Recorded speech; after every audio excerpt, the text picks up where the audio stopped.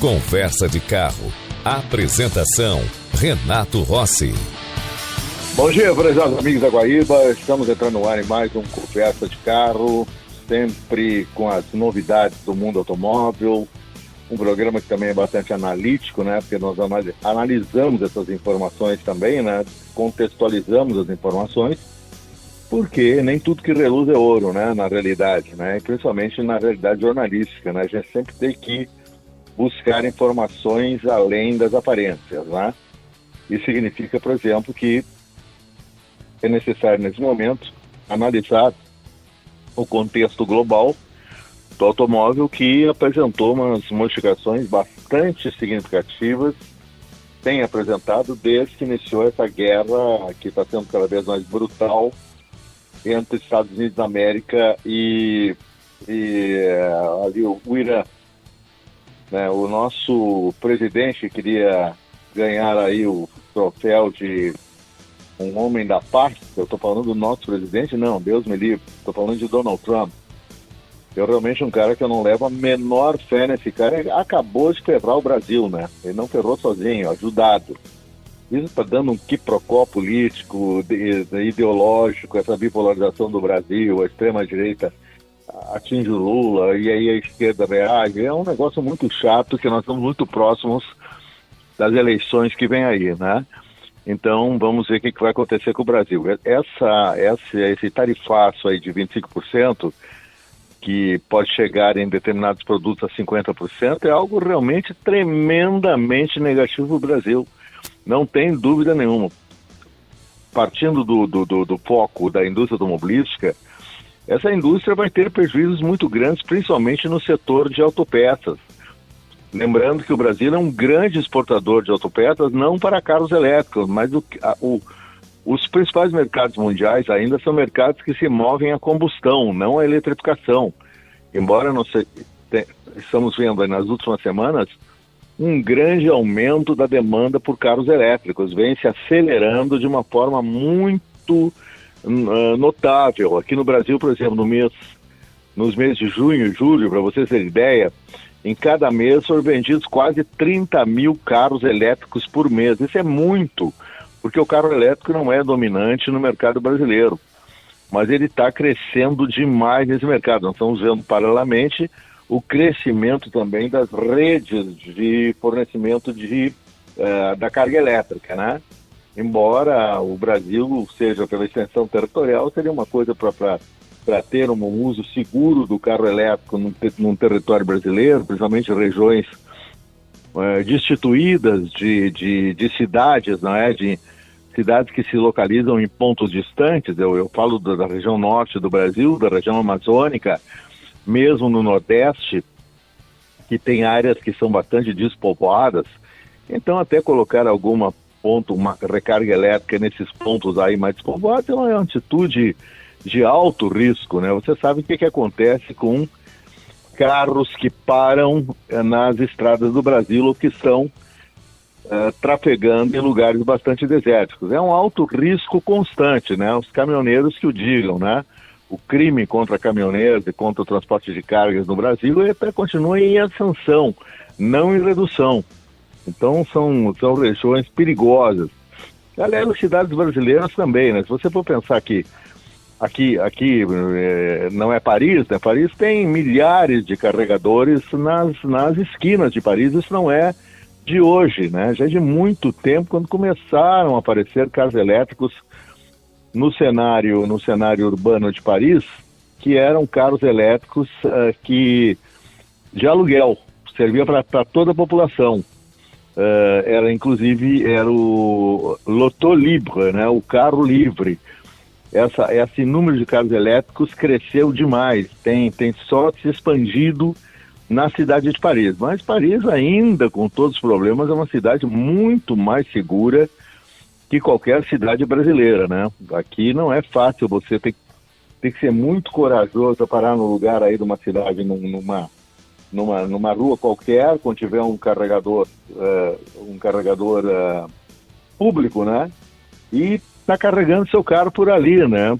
Se não tiver algum lugar para você se enfiar e ficar guardado, ficar seguro, é um altíssimo risco você ficar do lado de um carro numa região, né, que é despovoada, né? Ou pode ser povoada e vai ter bandidagem do mesmo jeito. Aliás, a questão de algumas semanas atrás, quando eu estava testando o Geely X2, tirei de carro elétrico da Geely, eu parei ali para recarregar, colocar um ponto de recarga ali próximo. Quem é de Porto Alegre sabe de que eu estou me referindo. Ali, bem na Avenida Sertório ali.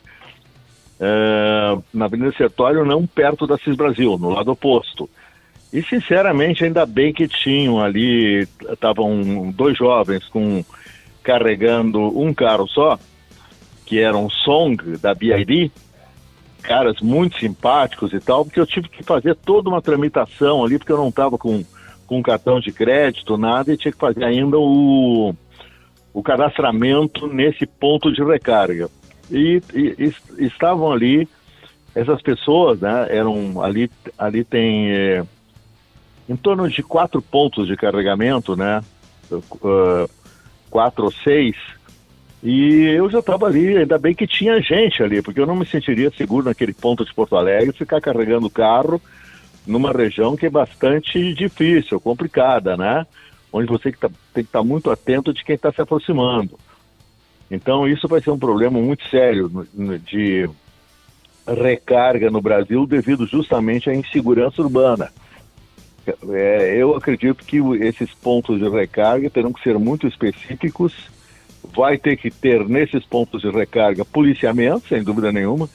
Eu falo de policiamento contratado pela empresa que está propiciando os serviços de recarga.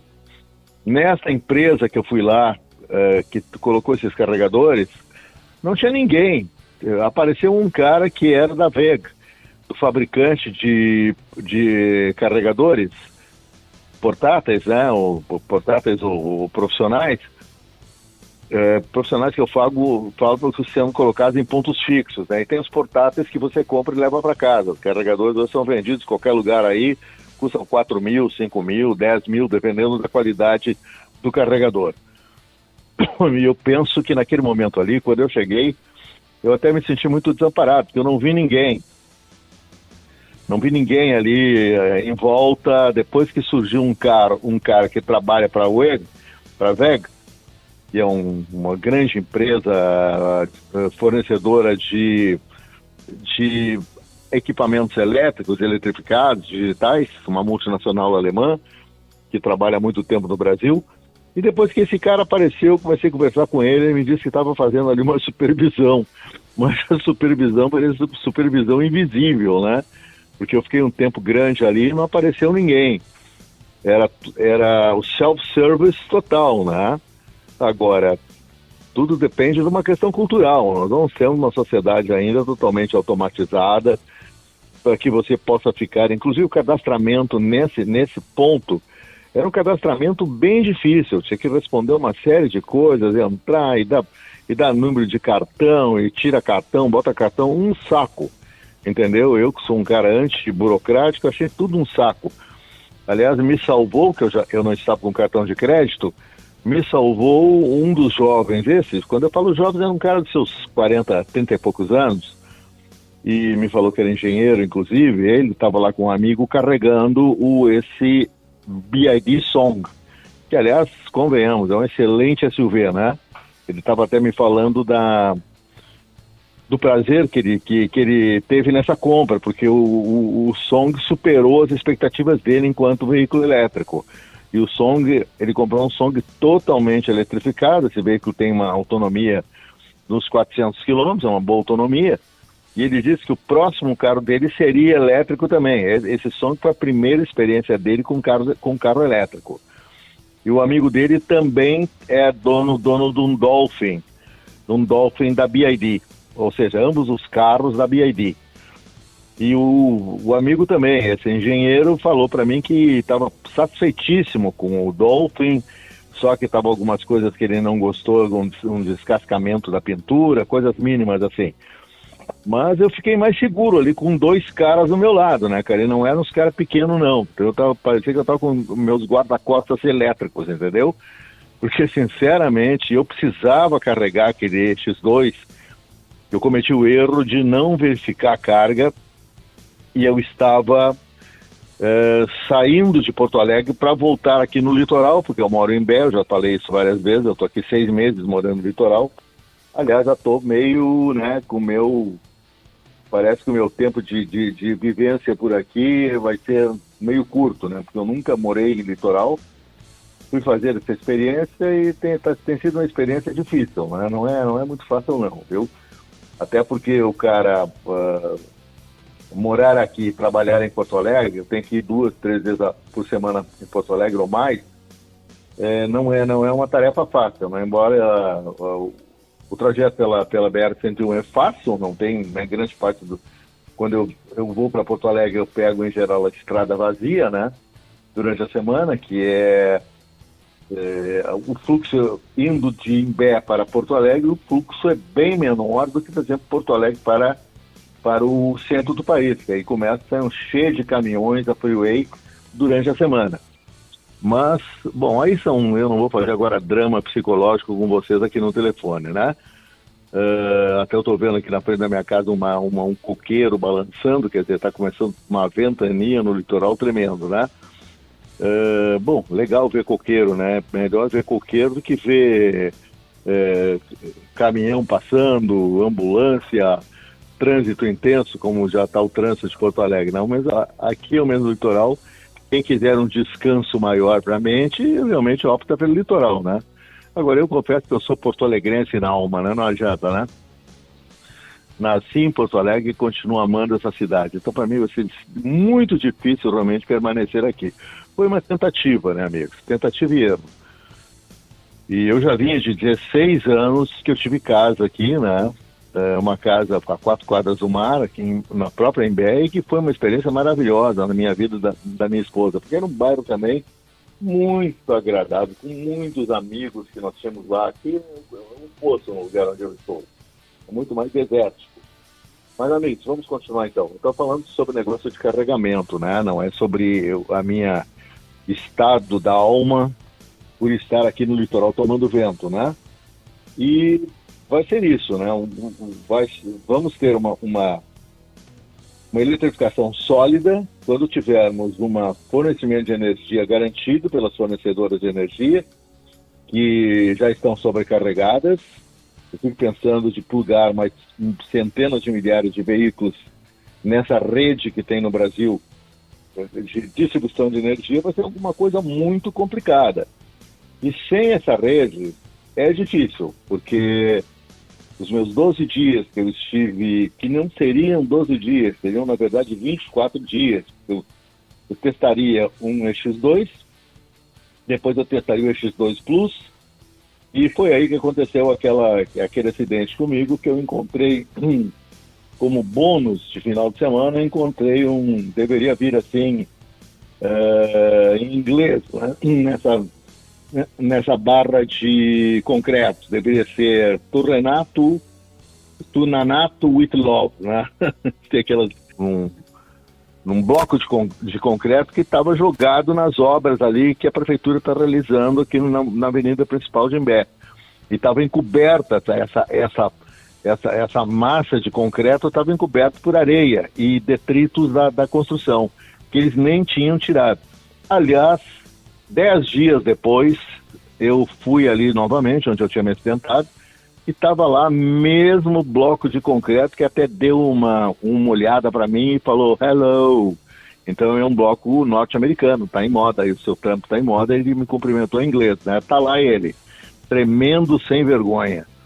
Já pensou bater bate num bloco de concreto que está encoberto por areia, você, se vier em alta velocidade, vai ser um acidente muito grave. E com um carro elétrico pode haver a explosão da bateria de um lítio, né? Então é um negócio muito perigoso. Eu vinha 20 por hora, porque eu tinha saído de casa para voltar para Porto Alegre, mas eu resolvi dar uma passada no supermercado Desco, que é aqui na 5 quadras da minha casa, nem isso. E quando eu estava indo por essa avenida de saída de Imbé, que vai pintar ali na ponte e a gente atravessa para Tramandaí, Foi ali que eu encontrei o bloco esse aí, né? Que eu ainda não esqueci esse acidente não, viu? Porque é muito chato, muito desagradável você ter um acidente nesse nível aí. A Renault também não foi nada gentil comigo nesse pós-acidente. Eu acho que eles acharam que, quem sabe, eu joguei o carro contra o bloco, né? Intencionalmente. Eu estaria numa depressão e estava procurando um bloco para jogar o carro elétrico em cima. Bom, não tem graça nenhuma, né, amigos? Então, a questão de segurança também é fundamental, né? Eu estava com carro elétrico, como um carro a combustão, tem que haver uma preocupação muito grande com a questão de segurança sempre, né? Mas, às vezes, a gente é colhido por surpresas, né? Como eu me acidentei com esse X2. Mas, como eu falei, era para ser 24 dias, 12 dias, 2 períodos, e eu consegui fazer um período só. E aí eu também aprendi bastante no uso contínuo do carro, indo daqui de Imbé para Porto Alegre, vice-versa, fui a Torres, depois no mínimo 3, 4 dias por semana indo para Porto Alegre, deu para aprender bastante sobre o manejo do carro elétrico. Amigos, vamos agora ao bom rock and roll e depois nós voltamos. Teve o dia do rock aí, né? Se não me engano, foi a semana passada, né? Então, eu tô me irmanando aí aos roqueiros tardiamente, mas quem gosta de rock é uma questão totalmente espiritual, né? Vamos então ao bom rock aqui no programa.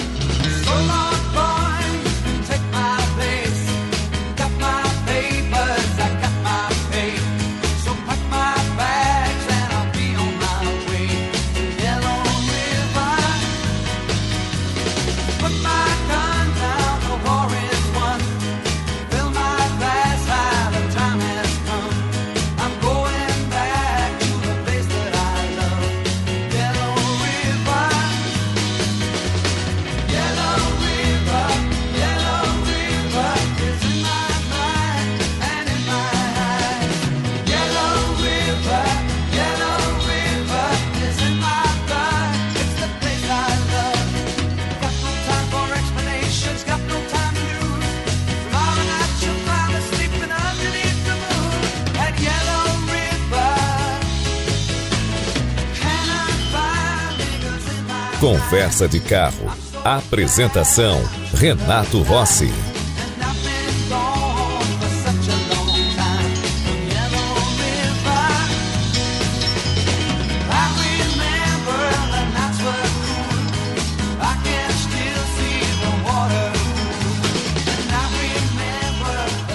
Amigos, continuando então com o Conversa de Carro, eu volto a essa questão do carro elétrico porque é impressionante nas últimas semanas o crescimento como eu disse, do mercado de elétricos no Brasil. Aliás, é um mercado que hoje, na cidade de Porto Alegre, qualquer cidade brasileira e até no interior do Brasil, tudo que tem lá na China, quase tudo está no Brasil.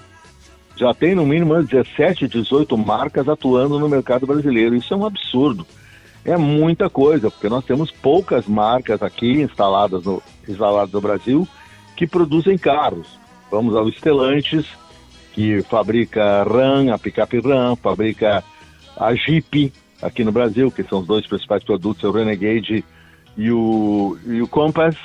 Tem a Stellantis, tem ainda a Peugeot, que está aí num quiprocó mundial. A Peugeot vai mudar completamente a partir de 2027. Ela passa a ser, no mercado francês e no mercado mundial, uma marca de luxo.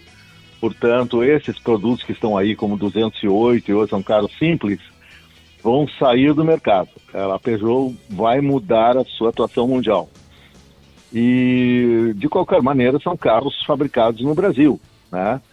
O que é utilizando a mão de obra brasileira, a engenharia brasileira, essa coisa toda. A Peugeot tem uma grande fábrica no Brasil, lá em Porto Real, ali a meio caminho de São Paulo e Rio de Janeiro. Então, esse amplo, esse grande mercado, cada vez maior mercado elétrico, né? É um mercado chinês, totalmente na mão dos chineses, que está se expandindo. Não é pouco você vender 22 mil carros um mês, 22 mil carros em outro mês, no mês de maio, junho e julho. Estou contando os meses aqui, né? Deve ser depois de maio, acho que vem junho, né? Maio foi junho e julho, em torno de 22 mil ou mais que foram vendidos no Brasil. É muito carro elétrico. É muito carro elétrico. A expansão desse mercado está sendo exponencial e que gerou muito interesse dos chineses de realmente se estabelecerem aqui no Brasil, né? Não tem também dificuldade nenhuma, né, amigos? É só de pensar que tem que haver uma definição, porque a BYD, ela já comunicou essa semana que começa a produzir carros integralmente feitos aqui no Brasil, com mão de obra brasileira, com nacionalização cada vez maior, já a partir do final do ano de 2016. Muito bom para os brasileiros isso também, porque nós teremos agora, também os chineses se valem da facilidade da produção de um carro elétrico. Carro elétrico nada mais é do que uma bateria grande de íon lítio.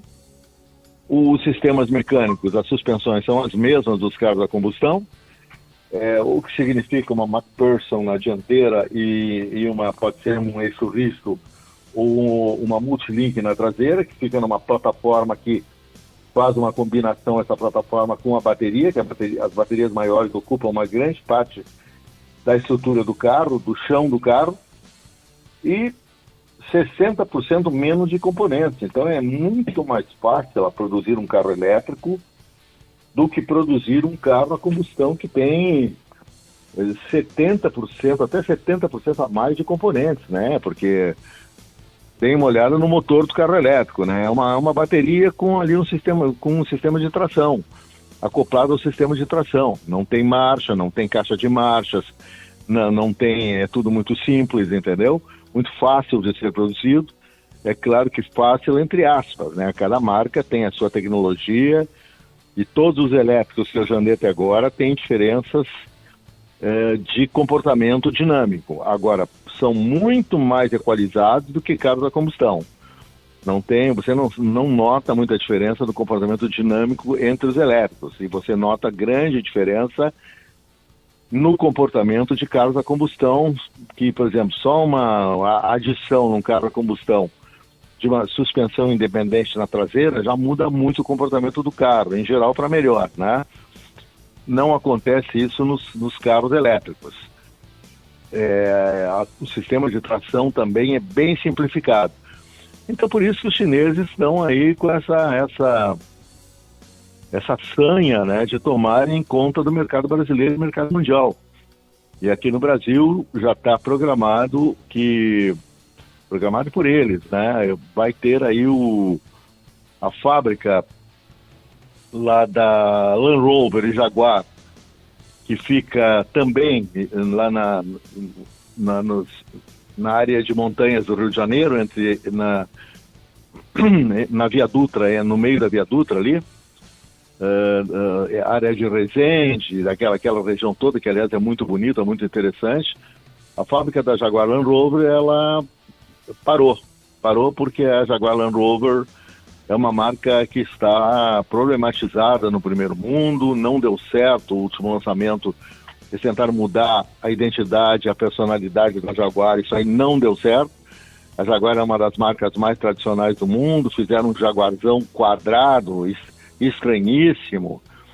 Não se sabe o que é aquilo, se é um ferro elétrico com roda, se é um rádio portátil daqueles antigos também que botaram roda, aquele radião. É uma coisa muito estranha o carro que eles fizeram. Deu tudo errado. Inclusive a agência de publicidade, ela foi demitida. Ela parou de atender a conta da Jaguar depois dessa transformação frustrada. O resultado é que a Jaguar entrou pelo cano. Não estão vindo mais carros da marca Jaguar, porque eles não têm produção no momento, eles estão refazendo o projeto.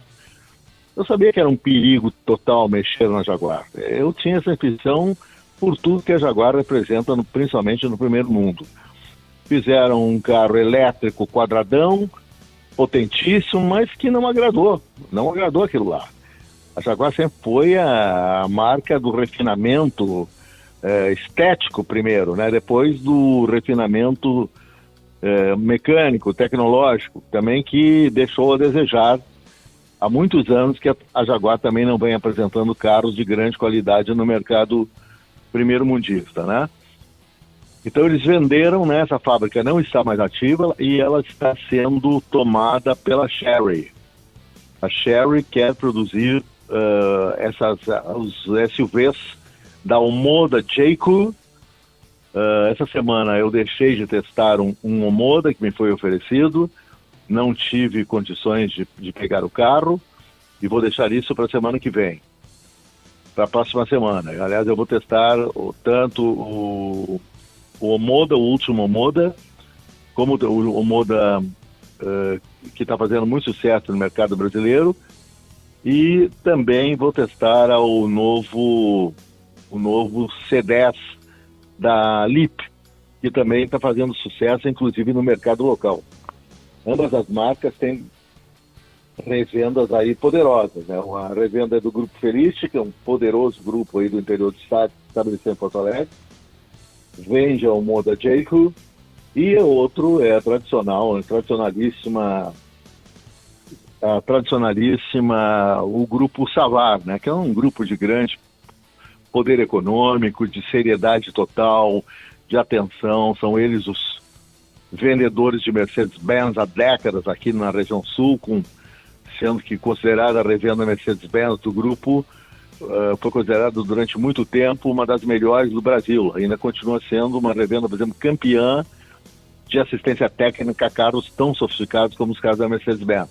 Resultado que agora a Omoda Jayco, que é da Chery, vai produzir modelos da Jayco. Eles dividem, né? A Jayco é a marca mais clássica das duas marcas, e a Omoda é uma marca mais esportiva, mas são SUVs. Tanto a Omoda como a Jayco não são especialistas em sedãs ou hatchbacks, são especialistas em SUVs de uma qualidade, eu digo, acima da média. Ótimos carros de dirigibilidade, ótimos carros muito leves na dirigibilidade, mas muito precisos. Eu, ao menos, gostei muito dos Omoda, dos Jayco que eu andei, e a partir da semana que vem, então, vou fazer um teste mais longo com um Omoda. Não sei ainda qual é o Omoda que eles vão me ceder. E também, como eu falei, com esse novo C10 aí, que acabou de ser lançado com alguns melhoramentos da Lita. A Lita é um sucesso de vendas aqui em Porto Alegre, né? Na região sul do Brasil. Está vendendo muito. São carros de design suave, também com ótima dirigibilidade. Eu já dirigi o B10, dirigi o C10, um pouco de diferença no design, mas é um design para variar de linhas arredondadas. A Omoda Jayco não, são linhas mais incisivas, mais ângulos retos, enquanto que os carros da Leap são carros bem arredondados, suaves, mas dentro de um padrão que praticamente é o padrão da indústria automobilística chinesa, né? Eles optam por um design curvilíneo, né? E suave, e com acabamento que eu acho simplesmente primoroso. Bom, vamos lá para o bom rock and roll, nosso companheiro de tantos anos, e mais do fã-clube de rock and roll da Guaíba que nós formamos também, né? Tem muita gente que dança durante o programa, ouvindo o programa e dançando rock na cozinha, né? Porque como é sábado, todo mundo tomando seu cafezinho amigo aí. Vamos então a um intervalo e já voltamos.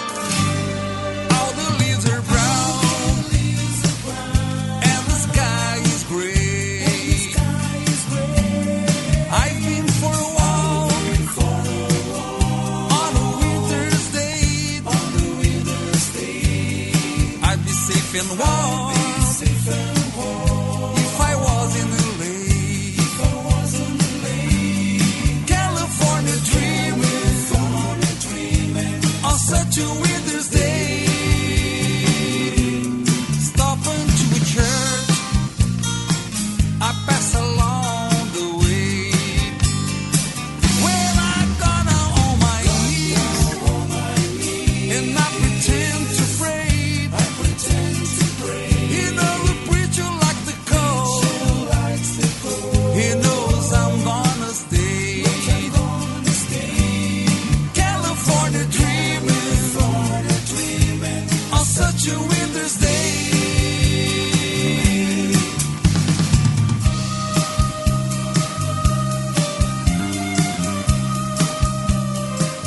Estamos apresentando Conversa de Carro.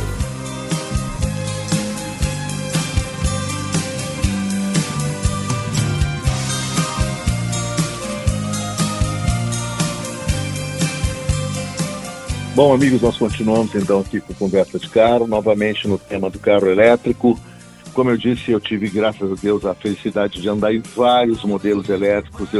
Foi para mim um tipo de aprendizado do beabá do elétrico, né? Desde o primeiro momento que eu me assustei com o elétrico, quando fui acelerar e o elétrico era aquela porrada no pé, né? Porrada no corpo, porque torque elétrico é muito diferente do torque do motor a combustão, é corrente contínua.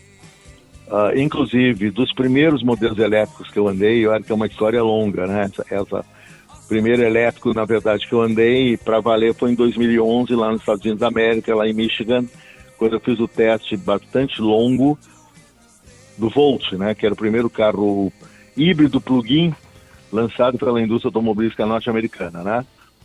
Isso foi em 2011. Esse carro fez sucesso, o Volt ficou em linha até 2019, 2018, 2019. Foi muito vendido no mercado americano, mas aqui no Brasil não. Ele não veio para o Brasil. Então, é um aprendizado longo, porque você vai aprendendo na medida que você anda com veículos de todo tipo, né? Eu acho que a obrigação de um jornalista especializado na área a minha preocupação sempre foi ter um contato íntimo com o veículo. Quer dizer, intimidade do autódromo, intimidade da pista de testes, e é lógico que hoje eu não tenho mais o ímpeto que eu tinha anos atrás, né? Até por uma questão de... Confesso que eu era nos testes um cara bem ousado, né, no que eu fazia. Hoje não, né? A gente vai envelhecendo, vai tendo até um cuidado, um sentido de autopreservação maior, já que não resta assim tanto tempo de vida, né? Lembrando que eu sou um cara que estou com 75 em cima, né? Então, amigos, o que eu ia dizer que a minha experiência de carro elétrico foi evoluindo. Hoje eu conheço bastante porque eu andei muitos modelos elétricos. Tenho aí no meu currículo já várias marcas e agora estão entrando novas que eu vou ter que andar também. Como eu disse que semana que vem eu já tenho um encontro com a Omoda e tenho um encontro com a LIP, duas marcas de peso no mercado mundial. Encontro marcado, eu acredito que eu vou começar com esses testes a partir de terça que vem.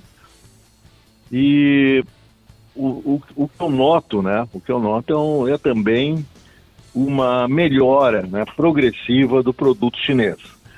Sem dúvida nenhuma, essa nova leva de carros elétricos, alguns deles são simplesmente ótimos na dirigibilidade, né? E aí que está a sedução do carro elétrico, né? Porque você anda num veículo absolutamente silencioso, as suspensões, por terem menos peças móveis nessas suspensões e ter uma plataforma que serve também para ampliar o centro de gravidade do carro, são carros que andam na linha reta perfeitos, andam com uma dirigibilidade, um handling absolutamente preciso. Foi o caso agora desse surpreendente Geely X2, que se eu tivesse que fazer uma restrição, uma crítica, eu só falaria na questão ainda que divide, né, o gosto do motorista brasileiro do gosto do motorista chinês. Chinês, eu já vou repetir aqui no programa, uma coisa que eu já citei anteriormente, que ele adora carro bem mole. Carros não mole no sentido da insegurança, no sentido da maciez. Talvez também por uma nova rede estradal na China que custou trilhões para o governo comunista chinês. Eles gastaram bilhões uma nova rede de rodovias na China, que hoje atravessa a China de ponta a ponta. E não é mole, né? Porque é um território imenso. E também que estimula o uso do automóvel, né? Então,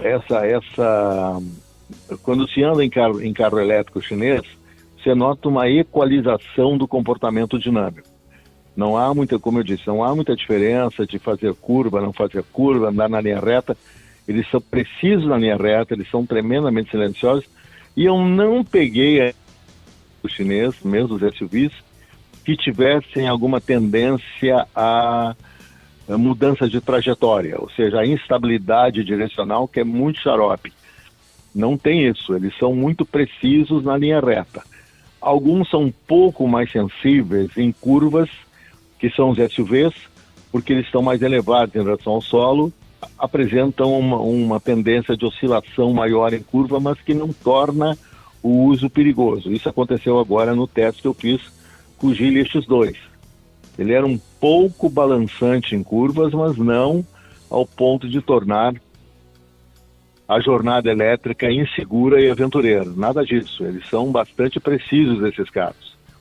E o que eu vejo aí é que ainda há uma estranheza, né? Se vocês veem aí os meios de comunicação, é impressionante como tem os manuais de uso do carro elétrico praticamente, né? São matérias jornalísticas que salientam os diversos aspectos do uso do elétrico.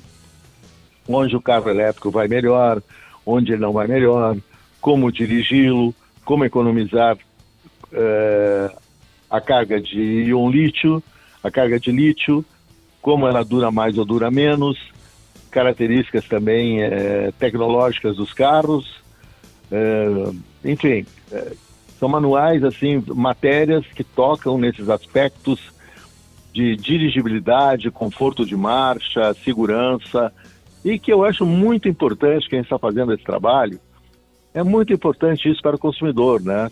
Quanto mais ele ler também sobre os modelos, quanto mais ele ouvir, quanto mais ele ver, ele vai se sentir mais tranquilo na decisão de compra. E aí é tudo com ele quando ele fizer o test drive, né? O teste, né? Que não pode ser uma volta no quarteirão, já falei isso, né? Não pode pegar o cara lá da revenda, né, os bonitém lá das revendas, agora é todo mundo de calcinha apertada, os vendedores agora estão no novo look, né? Tudo de calcinha apertada, fashion, os caras jovens ainda, bom, tudo bem, tudo muda, né? Melhor isso do que pegar aqueles picareta da antiga que, pelo amor de Deus, eram umas vendas muito inseguras que tinham, né? Uns até ficaram famosos em Porto Alegre por venderem porcaria e cobrarem uma fortuna na época, na década de 70, 80, cobrava uma fortuna, por exemplo, por algum importado usado, né? Esse carro era pago a peso de ouro. Hoje está comum, né? Essa questão do carro elétrico acabou está democratizando cada vez mais o uso do carro elétrico e também a questão não somente do uso do carro elétrico, mas a popularidade do carro elétrico, né? Saber que não tem mistério nenhum com o carro elétrico, que é um carro de fácil condução. Quer dizer, o cuidado com o carro elétrico é isso que todo o tempo é citado em matéria sobre elétrico. Você tem que se acostumar ao torque elétrico, que é muito mais potente que o torque de motor a combustão.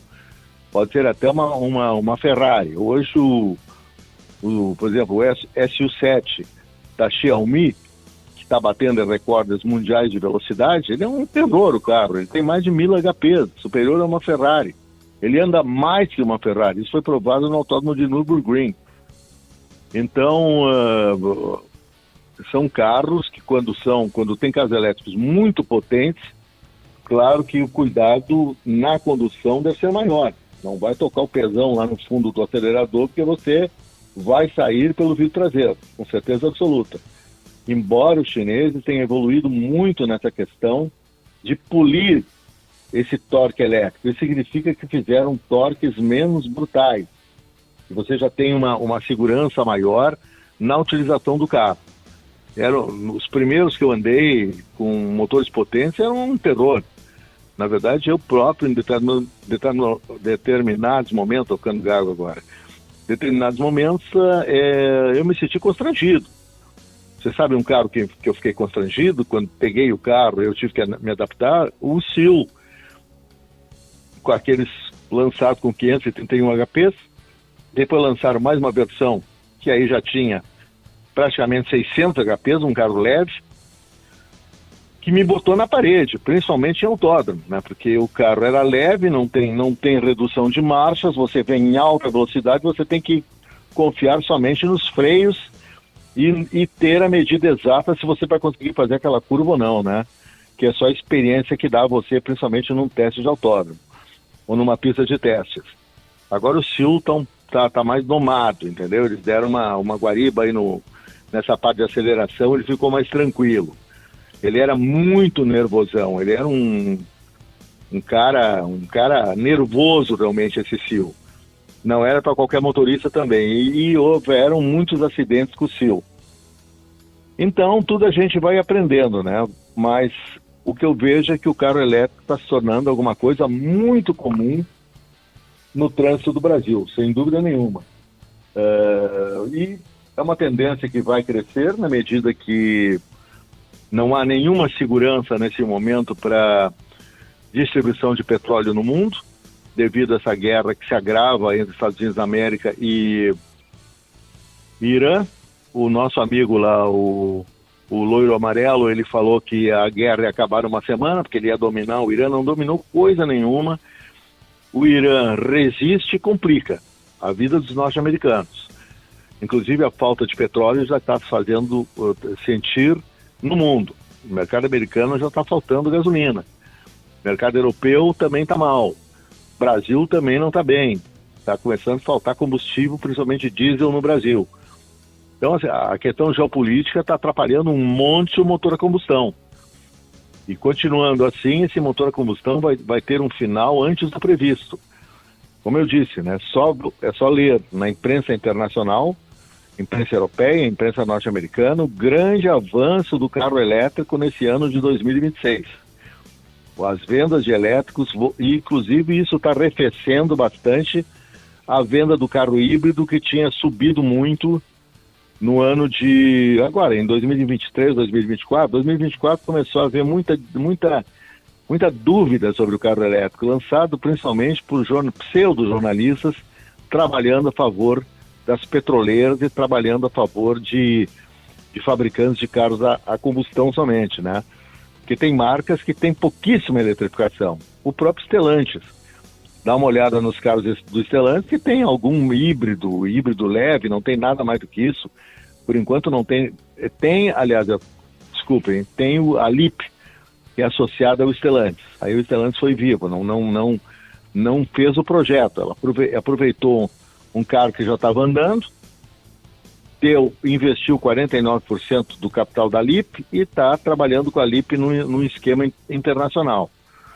Mas o atual presidente mundial do Stellantis, o Filosa, Antônio Filosa, já afirmou lá nesse ano, em diversas manifestações públicas, que a Stellantis necessita de maior eletrificação, e é isso que eles estão tratando de fornecer mais modelos elétricos, mas de fabricação do próprio Stellantis, primeiro pela marca Jeep, até o final agora de 2026. Mas é interessante, né? Nós temos aí também as questões geopolíticas que afetam cada vez mais a produção automobilística, e é pauleira, né? É um negócio de quanto pior fica o lado do petróleo, é lógico, né? Essa é uma demanda racional do ser humano, né? Não vai comprar um carro que de repente não vai estar mais no mercado, ou vai ter uma desvalorização muito grande.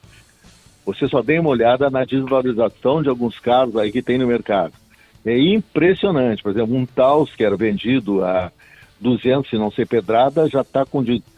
Ele perdeu mais de quase 50% do seu valor de 2024 para agora 2026. Porque é um SUV a combustão. Não é híbrido, não é nada. Então, a própria Volkswagen, através do seu CEO global, o Oliver Blume, também já disse que ela precisa de mais carros eletrificados no mercado mundial. Senão eles ficam aquém da concorrência e aquém principalmente dos seus principais inimigos no mercado global, que são os chineses, né? Vamos então a rock and roll e depois voltamos aqui para o segmento do programa.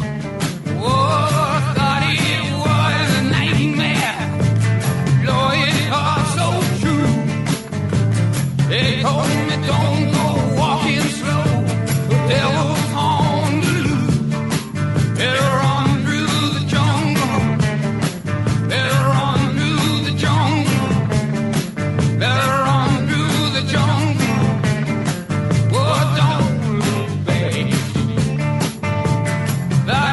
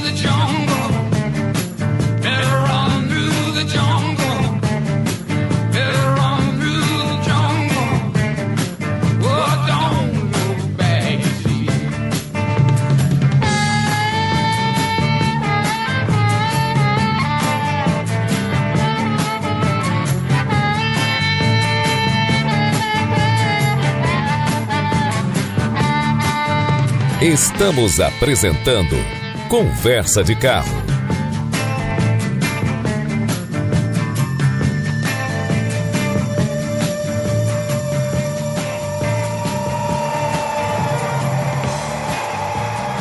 Bom, amigos, esse é o último bloco do programa. Fui muito pelo lado do elétrico, porque realmente não estou sendo repetitivo, porque na verdade nós estamos aí com um mercado brasileiro completamente mexido, né, pelo carro elétrico, completamente modificado, né? Essa questão de junho e julho, mais de 40 mil carros serem vendidos, carros elétricos, realmente um número espetacular de comercialização de elétricos, né? Isso aí também só está estimulando os chineses de cada vez mais trazerem marcas para o Brasil, mas não pode continuar esse esquema de só serem marcas importadas. Isso é uma questão negativa para a economia brasileira. Tem que começar a fazer agora o que a BYD está fazendo. Prometeu já abertamente na mídia que vai fabricar logo aqui carros fabricados no Brasil. Eles têm uma linha muito competente de carros e tal, isso vai ser positivo para o consumidor brasileiro. O que não é positivo é ele abrindo revendas de marcas desconhecidas no Brasil, muita coisa que a gente nunca ouviu falar, porque é uma quantidade enorme de montadoras na China de carros elétricos, e trazendo esses carros para cá sem nenhuma reciprocidade para o Brasil. No momento, inclusive, no que o Brasil vai precisar cada vez mais gerar divisas, tem que dar um jeito de vender também os seus carros, né, produzidos aqui no Brasil. Nós temos aqui mais de 1 milhão e 500 mil pessoas que dependem de empregos diretos da indústria automobilística. É inaceitável que chineses venham aqui com privilégios no mercado, porque foram induzidos a entrar no Brasil com impostos baixíssimos, e fiquem aí eternamente produzindo carros na China para vender aqui. Não temos que sustentar chinês. Nós temos que ter aqui, usar a tecnologia chinesa das grandes marcas para desenvolver carros direcionados ao consumidor brasileiro. Isso que eu disse, né? Porque, embora sejam carros de qualidade, os próprios carros da BYD, da GWM, da Chery e tantos outros aí, da Seiko Omoda e tantos outros, existe ainda nesses carros particularidades que são para chineses, como essa direção muito leve dos carros, que o motorista brasileiro tem que se acostumar a isso. Ainda bem que a maioria desses carros tem também o modo esporte, que enrijece o comportamento dinâmico do carro. Mas ele enrijece e ao mesmo tempo ele faz com que o carro se torne mais preciso, mais veloz, mas também gasta muito mais a carga da bateria de 1 litro. Né? Esses carros elétricos, em geral, quando você os dirige no uso normal, você coloca no modo ecológico ou no modo comfort, né? Ele fica bastante suave, mas a direção aí fica muito leve. E muitas vezes isso incomoda o consumidor brasileiro que não se acostumou a essa leveza de volante, que aqui no Brasil é considerado até um defeito do carro. O carro tem um problema aqui no meu carro, que ele está meio balançante, né? Que não é problema nenhum. É que o chinês gosta dessa leveza do volante. Não que sejam carros inseguros pelo volante, pelo feeling que você tem no esterço do carro, em toda a questão da rodagem do carro. Como ele se comporta em linha reta, em curva, mas é lógico que volantes mais leves, eles são exigem um pouco mais de precisão ao volante, né? Inclusive, quando eu estava testando agora o Geely X2, eu entrei 2, 3 vezes aí em curvas entrando com maior velocidade, o carro deu uma boa balançada. Então é melhor ter cuidado e entrar de uma forma mais sutil em curvas quando você dirige um carro elétrico. Isso não quer dizer que você vai pegar e pilotar Porsche na rua e fazer curvas que você faria em autódromo com um Porsche em uso urbano, né? Falando em Porsche, lamentavelmente, uma jovem de 19 anos e um carinha de 20, com um Porsche, se não me engano, Cayenne, que é um Porsche bem porrada, se mataram aí no final de semana passado não foi final de semana passada não, se não me engano foi quinta-noite agora, lá em Campinas. E o vídeo mostrado na televisão mostra o que é um carro ultrapotente. Eu não queria encerrar o programa de forma trágica, mas realmente essa questão de acidentes com Porsches no Brasil já está repercutindo lá na Alemanha. É impressionante. Foi poucos dias antes que houve esse acidente agora. A Porsche do Brasil tinha promovido um passeio de famílias lá em Minas Gerais, proprietários de Porsches. Poucos dias depois, um casal de jovens se mata em alta velocidade, porque eu assisti o vídeo e o efeito solo foi prejudicado, sem dúvida nenhuma, por questão de ondulação do asfalto. Eu vejo que ele vinha em linha reta, de repente o carro balança para um lado, balança para o outro, é sinal que ele estava perdendo inexoravelmente a aderência. O cara bateu num poste a mais de 150 por hora, morreram, né? Infelizmente. Esse é o cuidado que tem que se ter com carros elétricos também, porque em geral são bastante potentes, né? Amigos, muito obrigado pela atenção e nós estamos aí um encontro com vocês, sempre um encontro extremamente prazeroso, no próximo sábado às 10 horas da manhã. Até lá. Conversa de Carro. Renato Rossi.